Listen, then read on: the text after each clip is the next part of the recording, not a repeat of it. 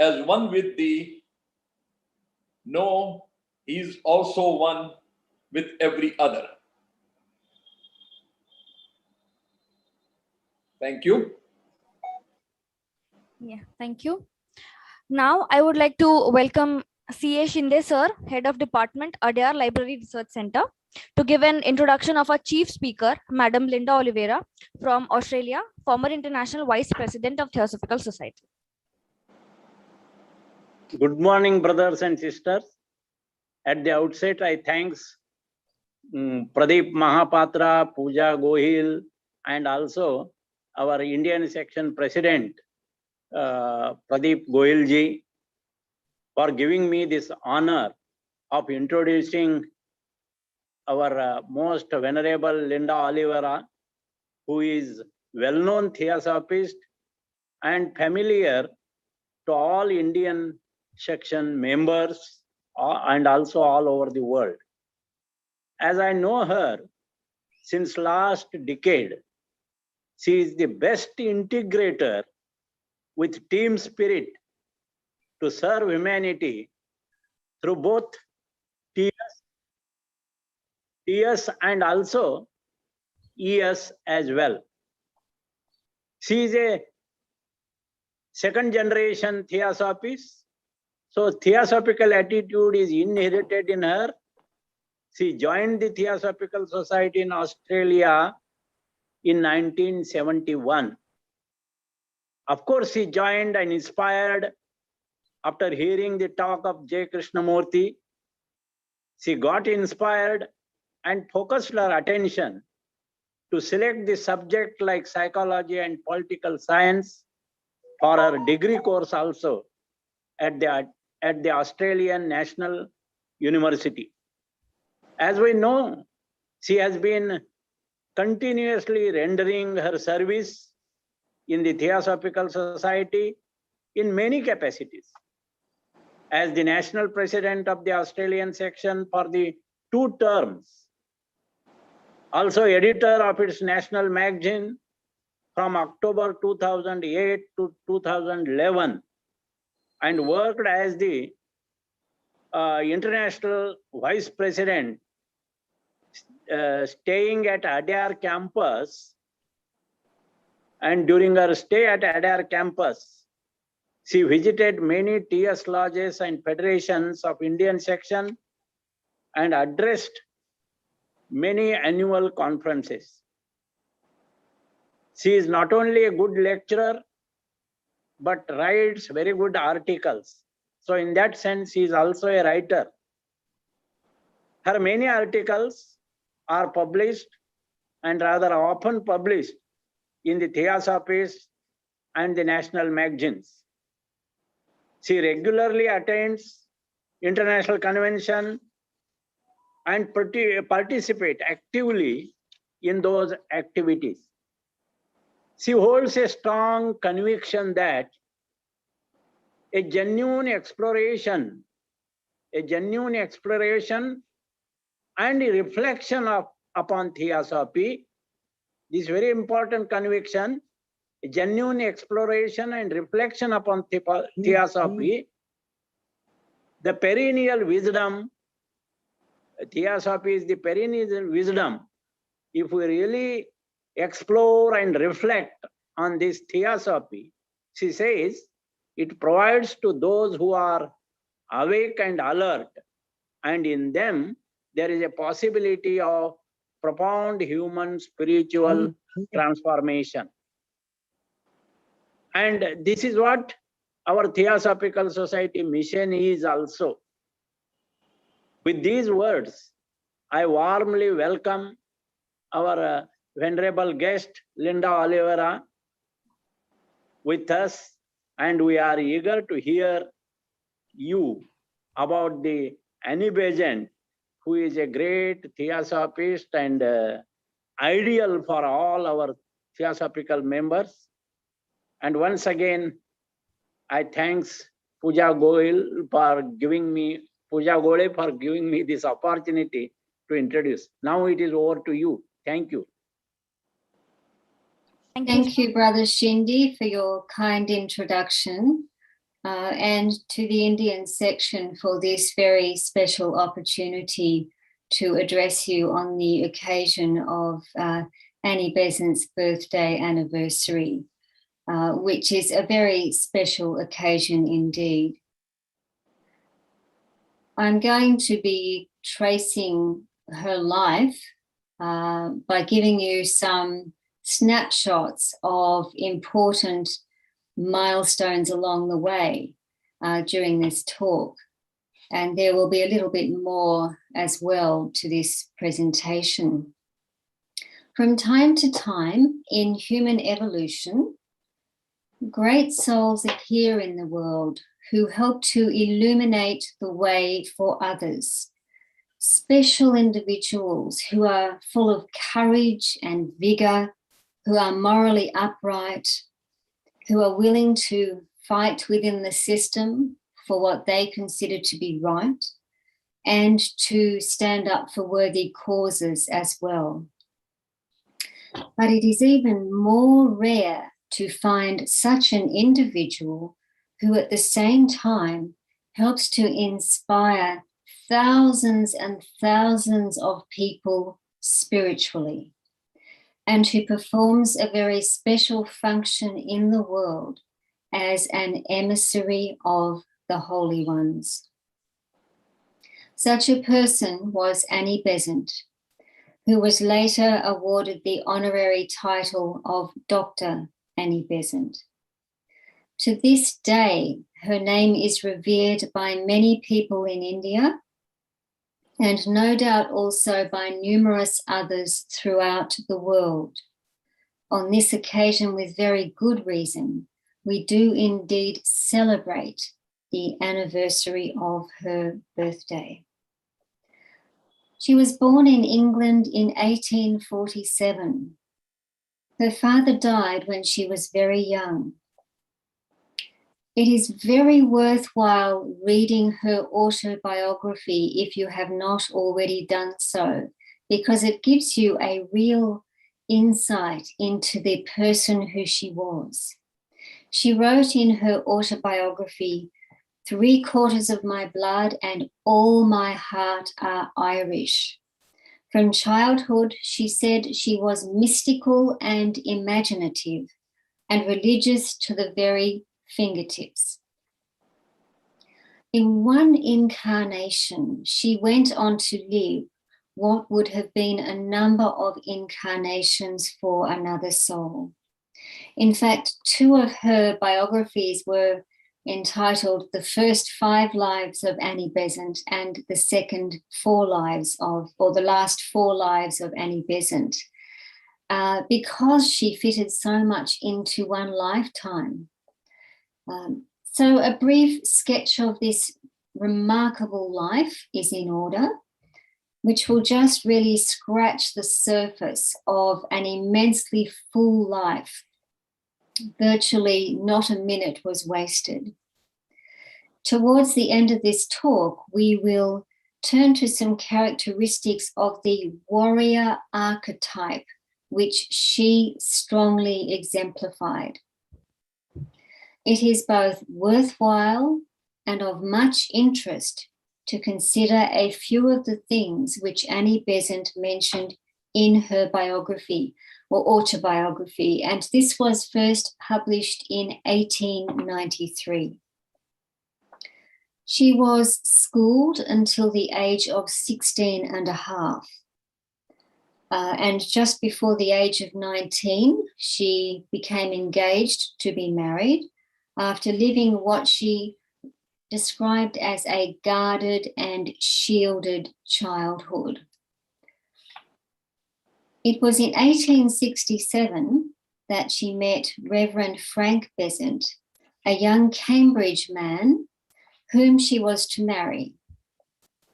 Looking back years later, she declared that she was in fact very unprepared and unfitted for marriage. She drifted into the engagement, imagining that she was going to work forever beside the priest and serving the poor. However, they were in fact badly matched.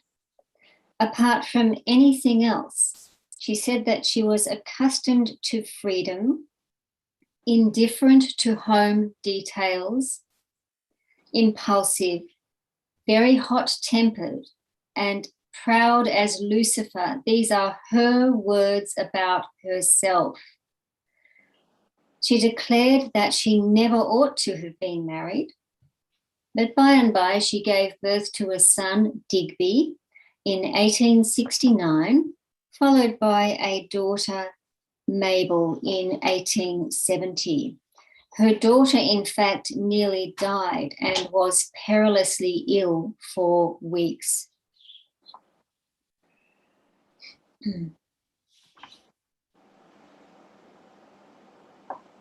Just around the time that she married, the young Annie Besant decided to write a brief history of the last week of the life of Jesus, the Son of Man, because she was brought up in the Christian faith and she wanted to do this as an exercise. So she decided to study the 4 Gospels of the Holy Bible. But she became uncomfortable when she found inconsistencies between the Gospels.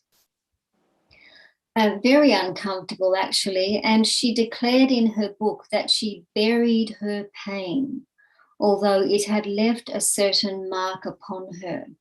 So really, some of her faith must have been shaken. Her first serious attempts at writing were in 1868, some short stories for which she was actually paid, and also a piece of writing about religious saints. At that time, everything which a wife owned belonged to her husband, and what she earned was not hers. That's just the way things were in England at that time. She wrote a rather striking account in her book about the delivery of her first ever lecture in an empty church.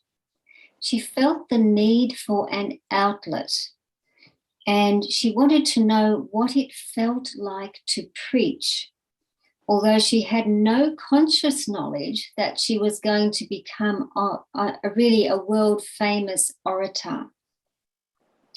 Nor was she to know that she was going to keep large audiences spellbound and hanging on her every word. Even audiences of several thousand people. And remember, these were times when there was no microphone. After the very serious illness of her daughter, the young Mrs. Besant struggled internally. She struggled very, very strongly, very deeply. And she finally converted from being a Christian to being an atheist after a very pronounced physical and psychological health crisis. An atheist, of course, does not believe in God. So this was a huge change for her in her life. Her marriage ended when she was just under 26 years of age, and she started work for the National Secular Society. The fact is that she had read an article in the National Reformer, which was an atheistic journal. In 1874, she entered a free thought hall and heard Charles Bradlaugh speak. He was an old friend from previous lives, she thought, and they, in fact, remained friends until death. She was offered a place on the staff of the National Reformer, and in 1874, she gave her first lecture, which was on the political status of women. She was quite a feminist in her own right. From 1875, she became one of the vice presidents of the National Secular Society, which was founded on the broad basis of liberty with the motto, "We search for truth." Now, this is familiar, isn't it? You could see how the direction of her life was gradually changing and that she was eventually to come to the Theosophical Society. But that was the motto: we search for truth. Mrs. Besant remained the vice president of the National Secular Society until 1890, which was 9 months after she joined the TS. Going back again to some years earlier, in 1877, she was famously arrested and put on trial along with Charles Bradlaugh for publishing what was called the Knowlton pamphlet, which was about birth control. And after that, though, she was deprived of her daughter. Her daughter was taken away, and this affected her very deeply. She became ill, and not for the first time.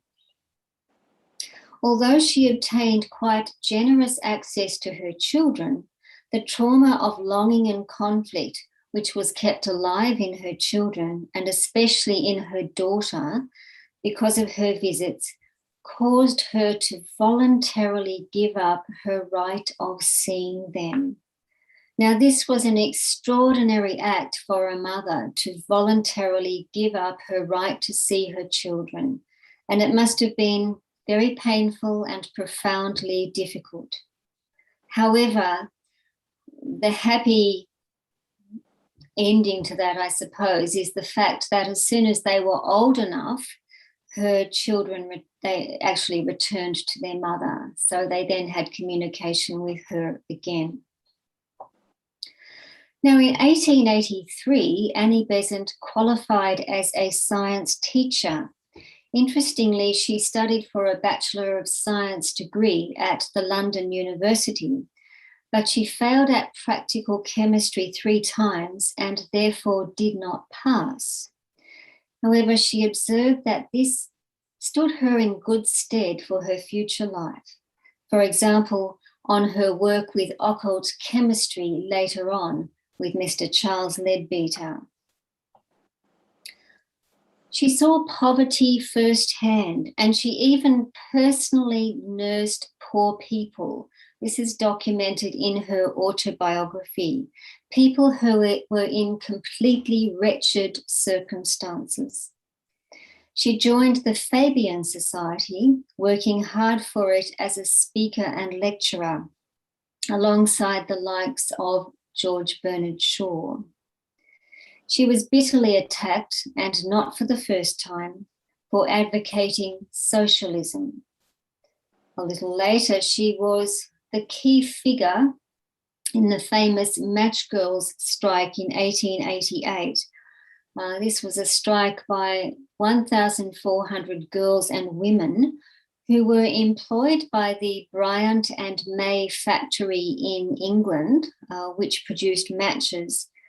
They were in sweatshop conditions, and they were exposed to a type of phosphorus which caused them to have cancer of the jawbone. It was a terrible thing indeed, and it could lead to death. So these were the conditions that they were working in.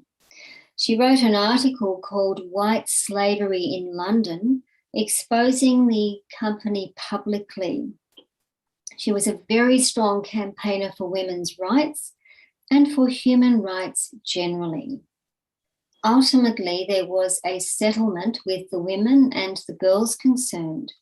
They returned to work, the wages were paid, and there was the establishment of a matchmakers union as well.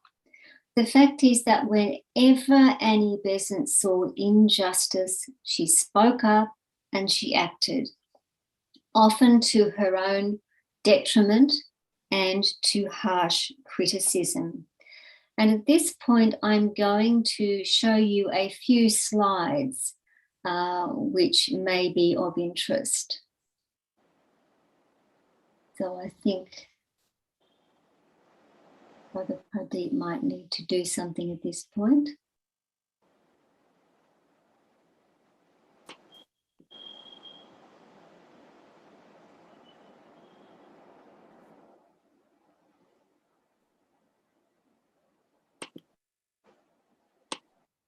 see if I can share the screen.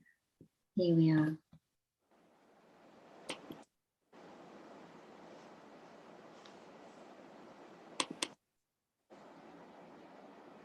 Can you see the slide?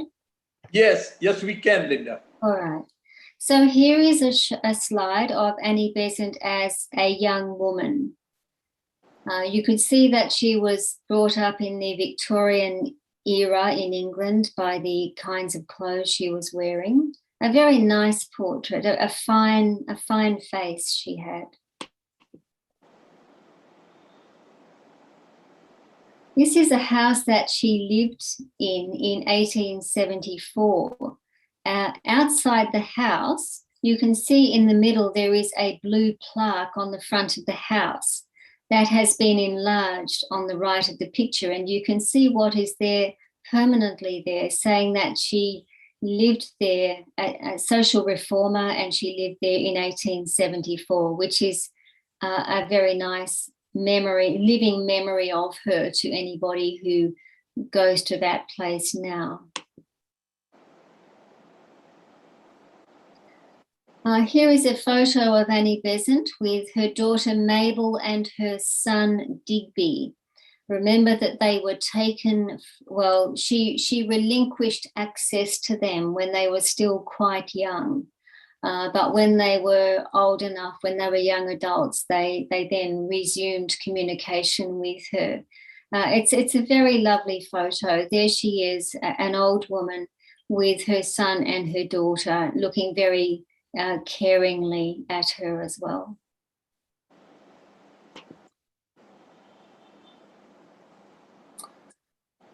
This is her in Queen's Hall, London in 1912. Quite magnificent, really. She had an audience of people watching her speak. There was an article in an Australian newspaper in relation to a visit by Annie Besant to Australia at one stage, which described people's faces as being turned towards her like sunflowers looking at the sun. This was the description of how they were looking at her when she was lecturing here in Australia. Quite lovely.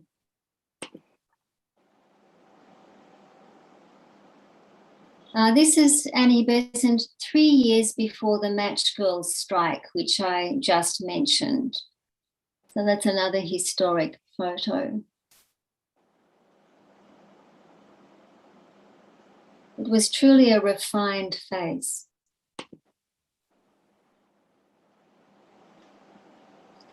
And she was one of the main organisers of this Match Girls strike. She's often described as the organiser of it. And that's her with some of those poor young women who were working in appalling conditions in this match factory.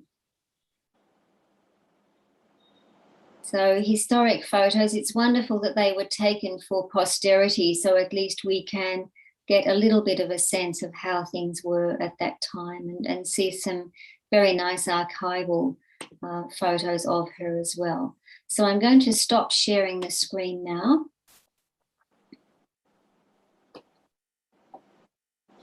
And continue. So that was an overview of her early life. But it was in 1889 that she found her way home, which were her words. Since 1886, she had a growing conviction that her philosophy was not sufficient and that life and mind were more than she had dreamed. She had begun to study more obscure aspects of consciousness, such as spiritualism. Under the rush of her outer life, many questions were at work in her mind, but she had been unable to find anything that really satisfied her. So we really get a sense of an individual who was searching and longing for something very strongly during her life. She had not yet found it. Finally, in deep thought, and while intensely longing to find the riddle of life and mind, as she put it, this is what she wrote. I heard a voice that was later to become to me the holiest sound on earth, bidding me take courage, for the light was near. It was her master. After a fortnight, Mr. Stead gave her 2 large volumes to review. The light was in fact near. Those volumes were, of course, The Secret Doctrine. She became absolutely absorbed in the book and knew with a flash of illumination that her weary search was over and the very truth was found. She reviewed the book and asked Mr. Stead for an introduction to the writer, meeting HPB on what she described as one soft spring evening. She knew that joining the TS was a critical decision, basically a choice between 2 life pathways. Finally, she had largely conquered public prejudice against her because of her work on the London School Board, which could have in fact led to a smoother road ahead for the rest of her life. She also stood to lose friends such as Charles Bradlaugh, who had become a member of Parliament. So in one sense, there was a lot at stake here.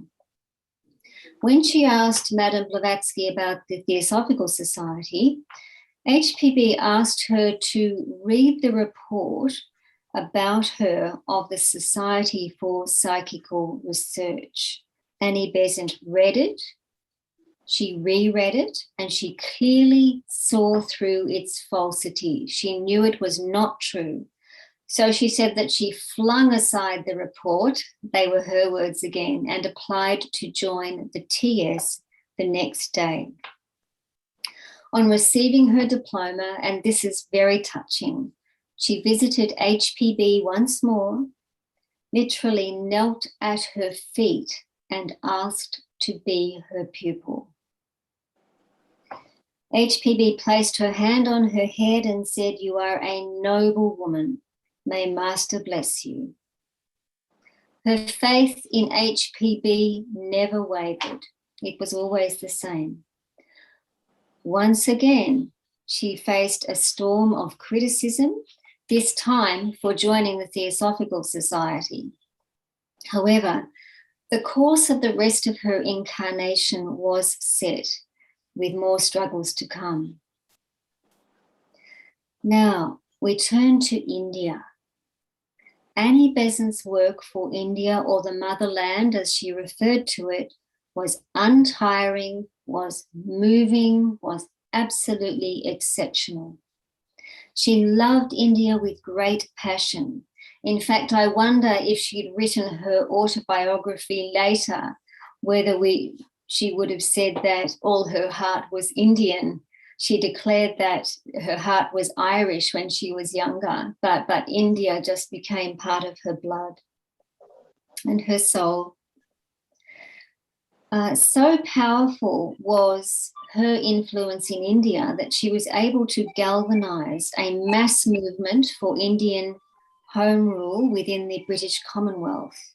She inspired Indian people to appreciate anew their wonderful and ancient culture, including its arts. And there are some magnificent Indian arts. In 1907, on the passing of the president founder, Colonel Olcott, Mrs. Besant became the second international president of the Theosophical Society. Very soon, she had increased the acreage of the Adyar estate from 27 to 253 acres. She really galvanized the work of the society itself quite enormously. And the maximum membership during her presidency in 1928 was actually 45,000 people worldwide. Theosophy was popularized a very great deal under her leadership as the TS expanded further throughout the world. Hello. In 1908, ರಾತ್ರಿ ಎಲ್ಲ ನಿದ್ದೆ ಮಾಡಿದ್ರ ಇದ್ದೇ ಇದ್ರ she founded the TS Order of Service, which was renamed in 1921 as the Theosophical Order of Service, which of course is still active in many countries today. She also inaugurated the Besant printing press at the international headquarters. These are just some highlights of her time in India. 1909 saw her adoption of Jiddu Krishnamurti and his brother Nitya after having proclaimed the coming of the world teacher. In that particular year, she travelled tirelessly over 45,000 miles, lecturing and expanding the society's work. Such was her capacity, far more than most. The following year, she engaged in clairvoyant research with Mr. C.W. Leadbeater. In 1913, she transformed the office of the Theosophist into the Theosophical Publishing House at Adyar. And no doubt you will be familiar, many of you will be familiar with the building concerned from visiting Adyar before. In 1921, she was appointed as the commissioner for the scouting movement, the Boy Scouts Association in India, which was a very high honour. In 1921, she was awarded a doctorate of letters by the Banaras Hindu University for her services to Indian education, which were substantial. She strongly promoted education which had a religious foundation, because the English government at that time was necessarily neutral in religious matters, and English-run schools were having their effect on Indian children. She saw the vital importance of helping these students to understand their ancient roots and have a solid moral foundation in life. With this in mind, she started by founding the Central Hindu College at Banaras, now Varanasi, to be a place where students would be made to breathe the clear and pure atmosphere of thought, with the ancient Aryan values of reverence, self-reliance, freedom, moderation, calmness, equitableness, justice, and courtesy to be instilled into the hearts of the students. Aren't they wonderful values to inculcate in an educational system? Indeed, the world of young students everywhere would be considerably improved if such values were really promoted very much. The Central Hindu College eventually became the Banaras Hindu University, but there is a list of some 40 educational institutions in India which were either founded or else inspired by Annie Besant and other theosophists. So you can imagine over time, over many decades, how much of an influence these sorts of ideals and this kind of approach could have in young people growing up to become citizens of the country. She poured energy into campaigning for Indian self-government by means of newspapers which she controlled, the Commonweal and New India. In 1913, she joined the Indian National Congress. And remember, this is while she was the international president of the Theosophical Society. One wonders how she actually did this. I think that the energy which animated her was something otherworldly. So she joined the Congress in 1913, although she had addressed it for the first time in 1894. The goal of this was to achieve self-governing status for India within the British Commonwealth, which eventually happened. She published a series of letters entitled Wake Up India, a plea for social reform. June 1917 saw her interned under house arrest with two of her supporters, Mr. G.S. Arundale and B.P. Wadia. They were interned by the Madras government, which further galvanised this movement. She was freed in September, took over as president of the Indian National Congress later that year for about 1 year. By 1919, the general political sentiment favoured Mohandas Gandhi, who encouraged, as is very well known, mass civil disobedience. This, of course, was opposed by Annie Besant, who warned that it would end in violence. She believed in working within the system, within the legal system, by whatever means were reasonably at her disposal. Eventually, in 1947, India gained independence. The British withdrew at that stage, but it happened in the midst of violent clashes between Hindus, Sikhs, and Muslim, and so much history has been written about that. 1923. This was the year that Dr. Besant inaugurated the youth movement within the Theosophical Society.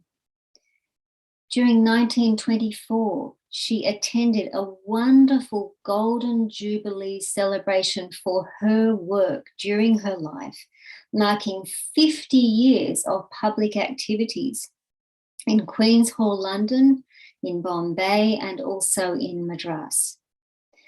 Various tributes to her by various dignitaries were really and truly stirring.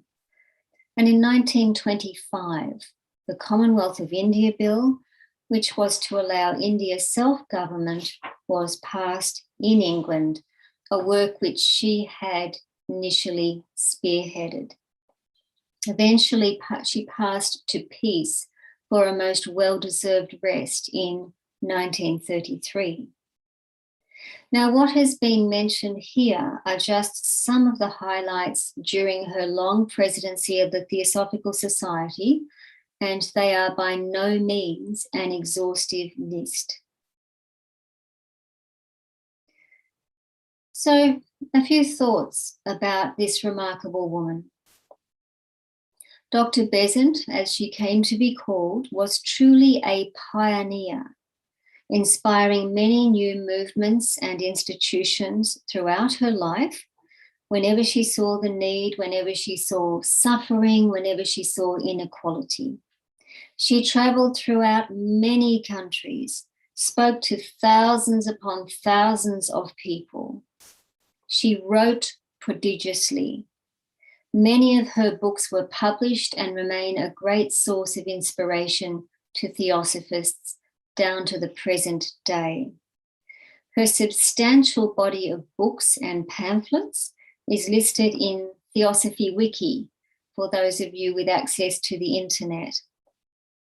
These and other writings about her can be found under Besant Writings. She wrote hundreds of magazine articles and editorials. Over 2,500 articles for the TS have been listed. These are articles by her. And apart from being a trailblazer of so many movements, and for her tireless political and educational work, very significantly, she was also for theosophists a much loved, a much revered spiritual teacher, a true repository of the divine wisdom. One of her legacies is the beautiful universal prayer, O Hidden Life, which Brother Gohill spoke just before this talk. It's used today in many places and creates a very definite and special atmosphere by its use. During Annie Besant's Golden Jubilee celebration, the chief reporter of the Madras Mail made this comment: "To anyone who surveys her life, from her childhood onwards up to today, her life as secularist and atheist, as a socialist and a theosophist, as worker for education, social reform, or in the political field, the one thing that strikes him is the utter seriousness of her attitude towards life and its purpose, her constant awareness of the why and wherefore of human life, and her unflinching devotion in achieving that purpose. In her ceaseless effort to achieve the highest purpose of life, she has transcended the regions of both body and mind. Her vision has been illuminated, and her life ever partakes of that peace that passeth understanding." Much later, the Indian government issued a postage stamp honouring her in 1963. She certainly was not forgotten. And in addition to schools which she personally founded, other schools, groups, and places have been named in her honour. There's a wonderful statue of her in the marina in what is now Chennai. She's also the subject of many biographies. Another thought too, when we look back on our lives, the great karmic law can be often seen at work, as certain experiences in our life prepares us for something later on which is to come. It is very clear that Annie Besant's lecturing and publishing experience as a young woman, along with her scientific education, formed a very definite preparation and training for her even more magnificent work to come. I'd like to turn now to the archetype of the warrior, which Mrs. Besant exemplified before making some final comments about her. An American scholar, Carol Pearson, PhD, wrote a couple of books about the hero's journey, which deal with a number of archetypes of the hero and how they are given expression in our lives. One of those archetypes was the warrior archetype. So what does this involve? The warrior escapes from a confining environment and begins the journey in search of a treasure. One can think of Arjuna also with this kind of archetype. Now remember Annie Besant's 3-year struggle, after which she became an atheist, also an activist in many spheres of life. That was her confining environment, really. She had to break out of that to move on with her life. Eventually, when she discovered Theosophy, she declared that her search was over, and what she said called the very truth was found. That was the treasure, Theosophy. Also, during the journey, a warrior has to slay many dragons. Such heroes, says Carol Pearson, have courage and subscribe to high ideals. They're willing to risk their very lives to defend their kingdoms and their honour to protect the weak from harm. Does this not exemplify so much of Annie Besant's struggles? Her ideals were indeed high. She fought for justice wherever she found injustice. And she did her level best to protect the weak, such as downtrodden people who were living in untold poverty. As mentioned before, she literally nursed people who were sick and living in terribly degrading conditions. She had many critics during various phases of her life, but still she soldiered on. She had that warrior spirit, eventually unshaken by her own inner convictions of what was right. Carol Pearson said, "A real warrior fights to protect and ennoble others." Such an individual was Annie Besant.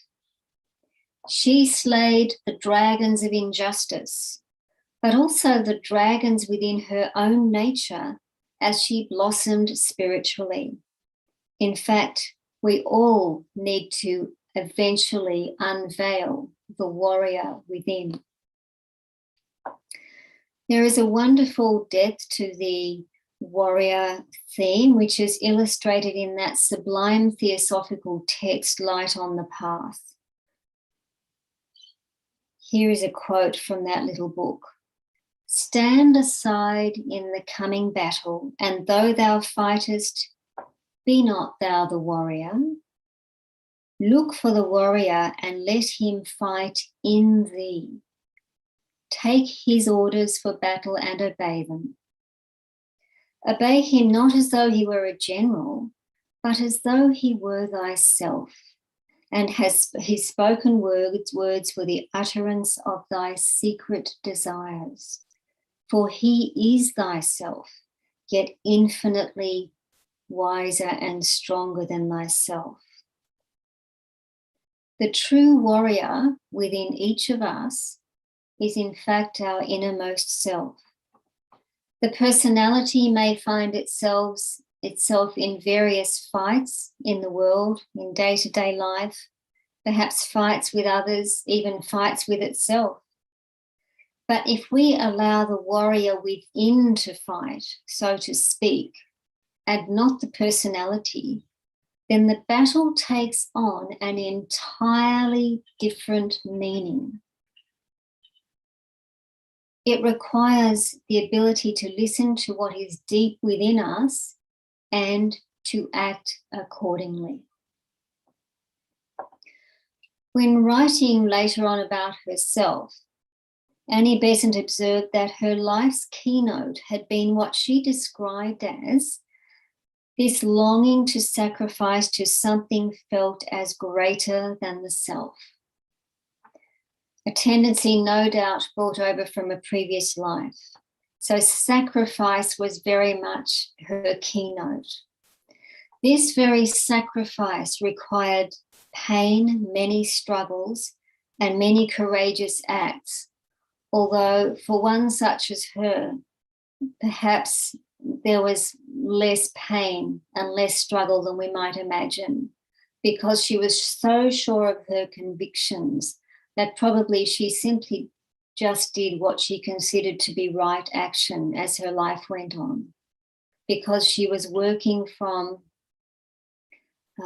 a point of connection with her deeper nature. Annie Besant's autobiography was written in 1893 and was therefore really just a partial autobiography because so much of her life was still to come. It finished with a deeply touching paragraph, which I think we can all derive much inspiration from. She wrote, "And thus I came through storm to peace, not to the peace of an untroubled sea of outer life, which no strong soul can crave, but to an inner peace that outer troubles may not avail to ruffle. A peace which belongs to the internal, not to the transitory, to the depths, not to the shallows of life.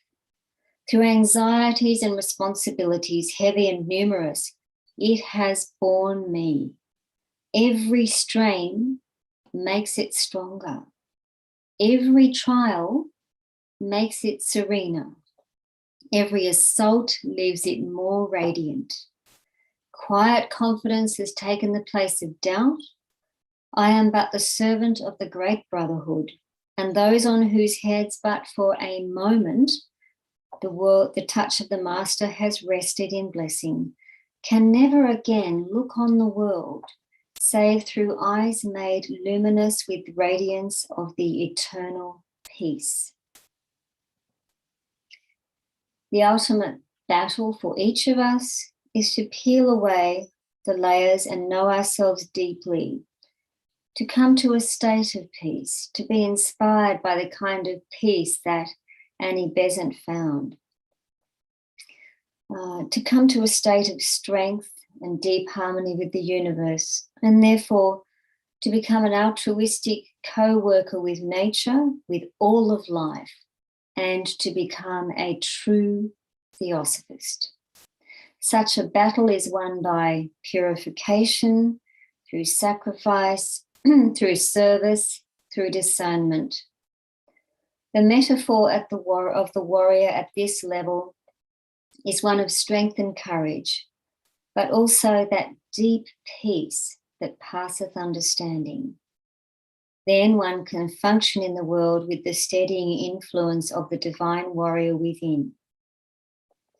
What is experienced as a spiritual battle will ultimately become joyous as we shed all aspects of ourselves which cause upheavals in our consciousness.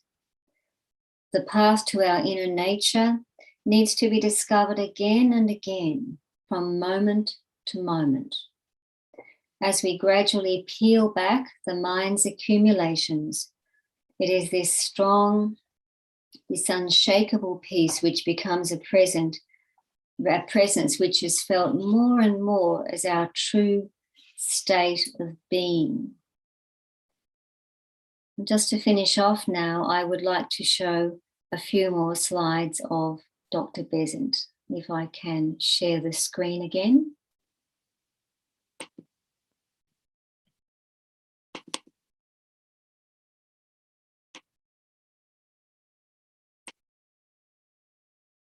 Can you see that list all right? Yes, all right. This is a list of just some of the areas in which Annie Besant fought for greater freedom or justice. Marriage, working conditions, the law, science, religion, motherhood, birth control, poverty, education, politics, and Indian manufacturing. That's not an exhaustive list though. And in fact, she must have also done work for animals. And at ADIAR today, we have the Annie Besant, the animal dispensary. So she was a remarkable one. Here's a photo of her with Colonel Olcott on the left, the president founder of the Theosophical Society, and Mr. C.W. Leadbeater.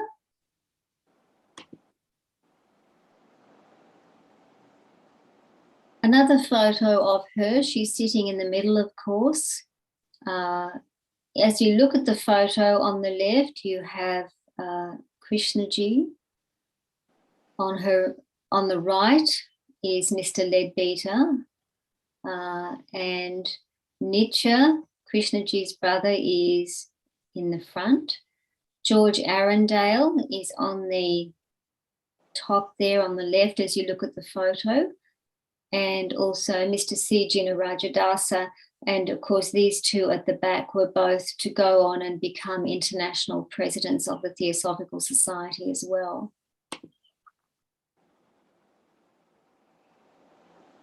This was a photo taken in Madras during Annie Besant's years in India. Quite lovely. She wore Indian dress so naturally and easily.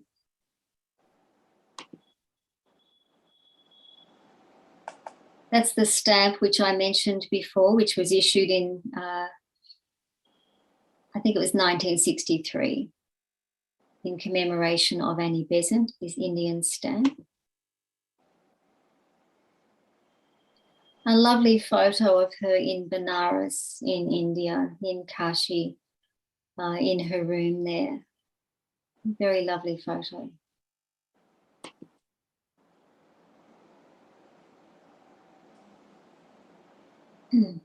At ADIAR, Annie Besant's birthday is celebrated every year, and this is one such occasion with her photo there in front of the statues of the founders. And that's also a lovely occasion as well when she is honoured very specially. And finally, one last photo of her.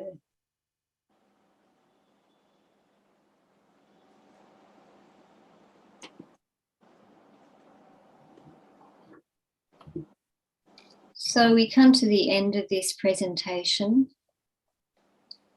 She was a truly inspiring woman. It would be impossible really to read about her or read her autobiography and not be inspired because she was such a wonderful soul. And if we can emulate her, even in small ways, I'm sure we will all be doing the world a great service. Thank you all. Thank you so much, ma'am. I'm really obliged to be a part of this program. I want to extend my heartfelt gratitude to all the individuals in the program, and special thanks to Linda ma'am for giving an enlightening speech. I would like to highlight some points of your speech. Uh, Indeed, in this speech we got to learn so many things, so many unknown things about her life. Her life was really dynamic from childhood, like in marriage, leaning towards writing, her daughter's illness, motherhood, and so many things in her life. She always stood against injustice and criticism, as you said. Just by hearing about happy and successful moments in her motherhood and like in her life, in her motherhood and in Queen's Hall, made me also innately happy. Like I was literally smiling just by looking at those photos. So that was really nice. Thank you so much for those photos, ma'am. That was the moment when she received the secret doctrine and entered deeply and later joined Theosophy. Madam Blavatsky and Madam Annie Besant had really a special relationship. Her arrival in India brought so many things to her, some criticism and more achievements through many means. Later, she was awarded for her work by Hindu Banaras University. Now, she was an incredible teacher for her students. She also joined Indian National Congress, and even when she was international president of TS. Indeed, she was incredible, handling so many things at one time. Her works continued and we gained independence in 1947. After some time, she initiated youth program, also like you said. She wrote hundreds of magazines, thousands of articles in her educational work. She was really a great theosophist. Much later, she gained recognition. There were so many places named after her, like you mentioned. And you also highlighted a part where she was a warrior, right? So being a warrior has so much to experience. She thought theosophy was a treasure. Indeed, it was. Indeed, it is. As warrior has to fight, she experienced so much criticisms too. She slayed dragons of injustice and also embraced the spiritual moments. True warrior is the true self. She felt a longing to sacrifice for something greater. For that, she needed so much courage to fight and to sacrifice. Definitely, Madam Annie Besant imprinted an invincible impact on theosophic literature and theosophy itself, and also in so many fields, like you mentioned, like marriage, law, science, religion, birth control, motherhood, poverty, politics, and so many. I really thank you, Linda ma'am, for giving us an amazing speech. Thank you so much, ma'am. Now I ask Mitali ma'am, hello, sir. Any question? There is one question from Balaji Narayan Swami Ramanathan. Okay. Balaji Narayan Swami Ramanathan in YouTube. It is a great program today. We have more than almost 98 participants in direct and more than 15 in YouTube. His question is, in her autobiography and after, when did she really start searching for truth?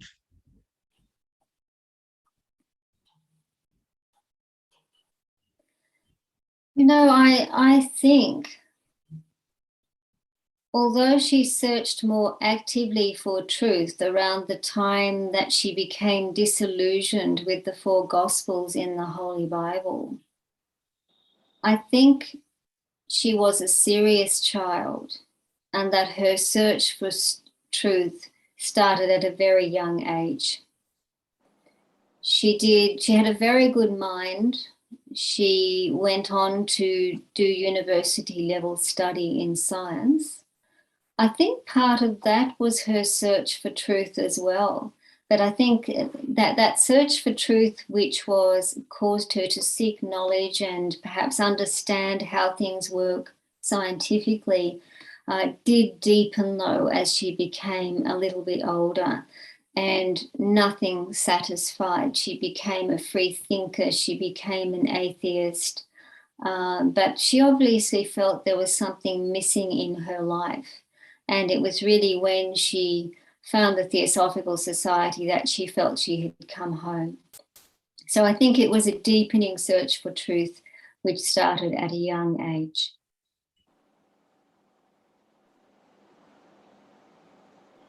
Thank you, ma'am. Then there is one Chandrasekhar Kale. He also congratulate you, and Susila Singh also congratulate you for your very nice presentation on today's occasion. Thank you. Thank you. Now I would like to ask Mitalini ma'am to conduct the closing prayer. मैं आपके सामने उनको बहुत बहुत मतलब बहुत सुंदर ढंग से उन्होंने उनकी जिंदगी की एनी बेसेंट की जो झलक दिखाई और बहुत ही सुंदर ढंग से प्रस्तुत किया सारी जैसे एकदम स्वयं एनी बेसेंट लाइवली जैसे सामने आ गई। ये बहुत ही अच्छा और सुंदर मतलब प्रेजेंटेशन था, बहुत वंडरफुल। उसके साथ में एक बात जरूर कहना चाहती हूँ कि उनकी जिंदगी को बनाने में उनकी पास्ट लाइफ तो थी ही, जन्मजात उनके गुण थे ही, परंतु सबसे बड़ी बात जो थी उनके माँ बाप भी बहुत अच्छे थे जिन्होंने बहुत अच्छी शिक्षा उसको दी, परंतु उससे भी ज्यादा इम्पोर्टेंट बात जो थी वो ये थी कि जिसके साथ वो 8-10 साल रही माइग्रेट के साथ, टीचर के साथ, उस टीचर्स का इम्पैक्ट उनके ऊपर इतना बड़ा था। वहीं से वो त्याग करना समझ गई, वहीं से बलिदान करना समझ गई, वहीं से प्रेम करना सीख गई। ये बड़ी बातें उन्होंने वहां से सीखी। ये मैंने बहुत पढ़ा था मतलब उनकी लाइफ हिस्ट्री में, तो ये बात भी बहुत इम्पोर्टेंट है। और एक बात मैं और कहना चाहती हूँ, ये कहना चाहती हूँ कि मोस्टली हम लोग ये कहते हैं कि उन्होंने होम रूल मतलब इंडिया के लिए जो किया वो बहुत अच्छा किया, इसमें कोई शक नहीं है। परंतु जब ये कहते हैं कि गांधी जी इस बात से मतलब उनमें थोड़े डिफरेंसेस हो गए, विचार का डिफरेंस हो सकता है, परंतु आपस में जो एक अंडरस्टैंडिंग होती है, एक प्यार होता है, जो अपनापन होता है, वो कभी डिफरेंस नहीं हुआ, क्योंकि दोनों एक ही पथ पे थे, दोनों का लक्ष्य एक ही था और दोनों को एक ही काम करना था कि हिंदुस्तान को किस तरह आजादी दिलानी थी। उन्होंने बिल्कुल ठीक कहा कि होम रूल के बिना, बिना अनुशासन के अगर आजादी मिलती भी है तो वो बहुत जल्दी विनष्ट हो जाती है। ये बात भी बिल्कुल उन्होंने सही कही थी और हिंसा हो जाती है। परंतु गांधी जी ने जो लड़ाई की थी वो तो हिंसात्मक ही थी। असहयोग करना ये अलग अलग तरीका हो सकता है, जैसे कि सुभाष चंद्र बोस थे तो उन्होंने मतलब अलग रास्ता अपनाया क्रांति का, महात्मा गांधी ने अलग अपनाया, और एनी बेसेंट को तो बहुत रेस्पेक्ट करते थे, माँ वसंता कह के बुलाते थे। तो हमको इस चीज को बहुत सोच समझ के और करना चाहिए, क्योंकि ये बहुत लोगों में मतलब गांधीज्म में और एनी बेसेंट को बिल्कुल अलग अलग उल्टा मान लेते हैं। मेरे से पहले भी बहुत साल पहले भी मतलब सुब्बा राव से बात हुई थी, तब जो मतलब उसमें गांधीयन में, तो मेरे को मतलब उन्होंने बताया, तब मैंने उनको भी समझाया। मैंने कहा ऐसा नहीं है, विचार अलग अलग हो सकते हैं, कहीं कहीं हम एक दूसरे से इवन बाप और बेटा भी मतलब डिफरेंट हो सकते हैं। कमल जी आज क्लोज करिए आपका ये स्पेशल प्रोग्राम स्पीकर। अच्छा ठीक, okay okay, thank you. Any questions?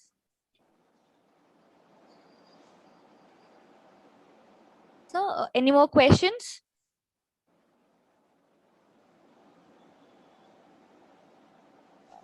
No question, you can conclude this session. May I? May I? Pooja, may I? Yes, please. Uh, Hello. Yes. I'm really fascinated to hear her, and I feel that let all the Indians know what contribution she has given to nation, to Theosophical Society, as well as awakening of humanity. Thank you very much. Yes, ma'am. Yes, I was, Linda, I was just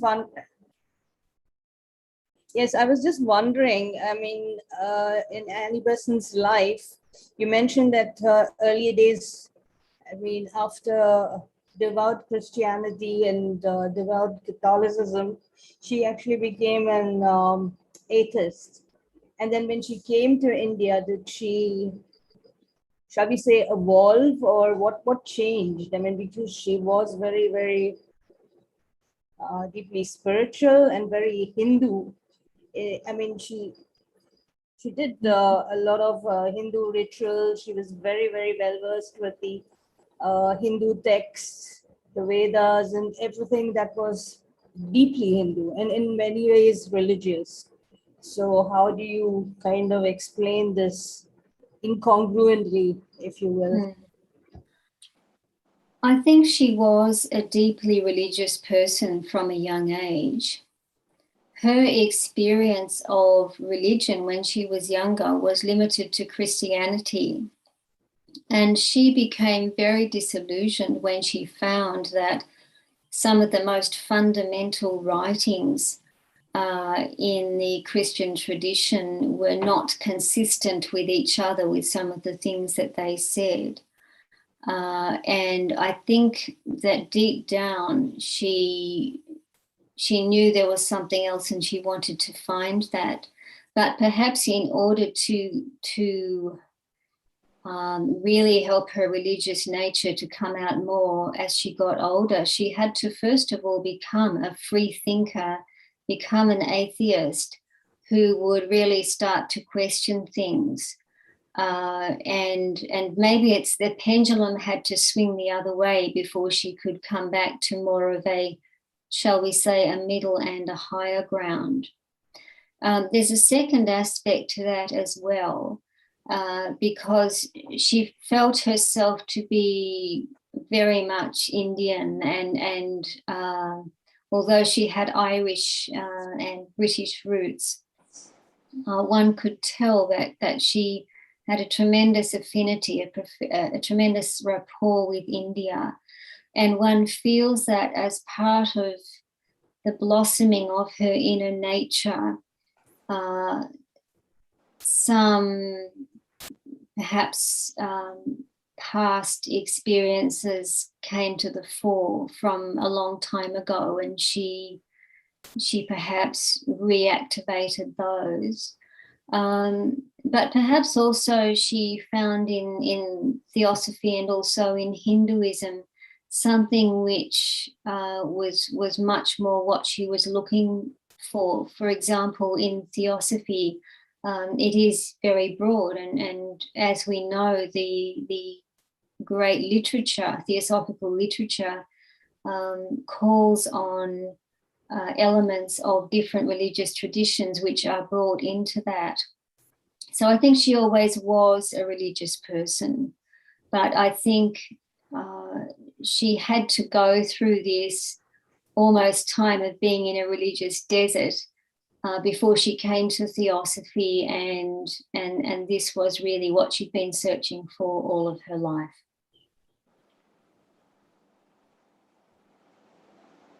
Yes. Thank you, ma'am. Any questions? Any more questions? Yes.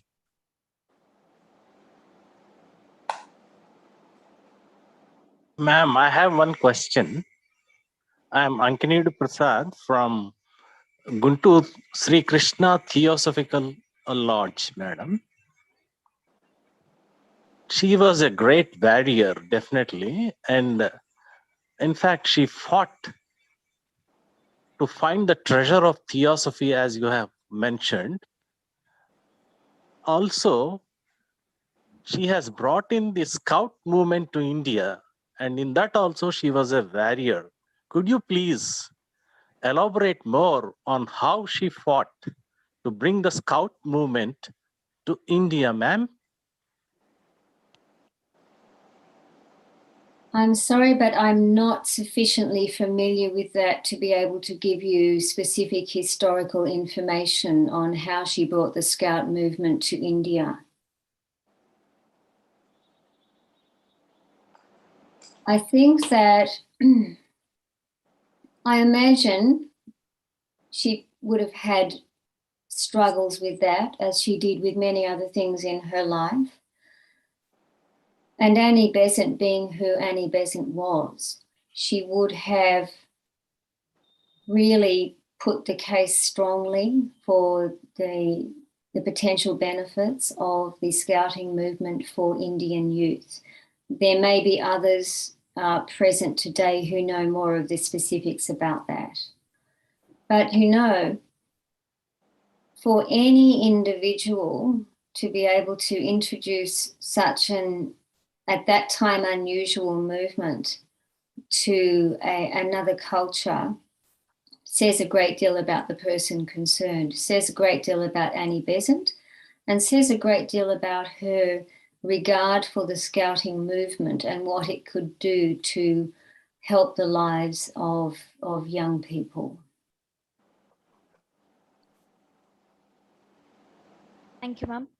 Any questions more? Any more questions?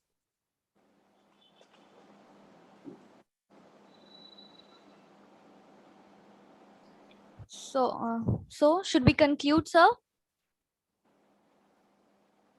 Yes, we can conclude now. Yes, sir. There is no question. Yes, sir. Now I ask Mitalini ma'am to conduct the closing prayer. Namaste to all.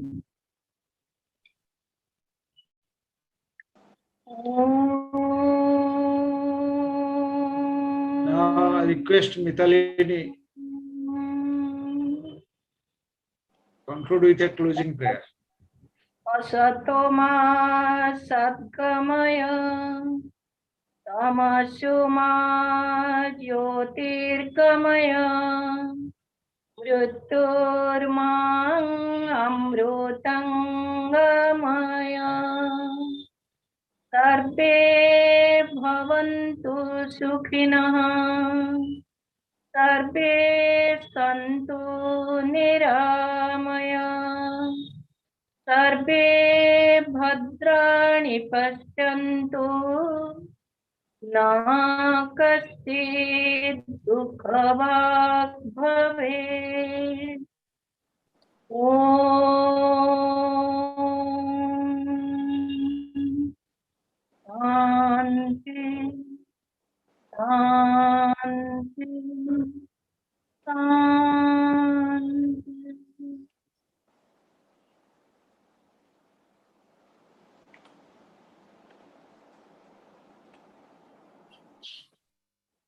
Thank you, ma'am.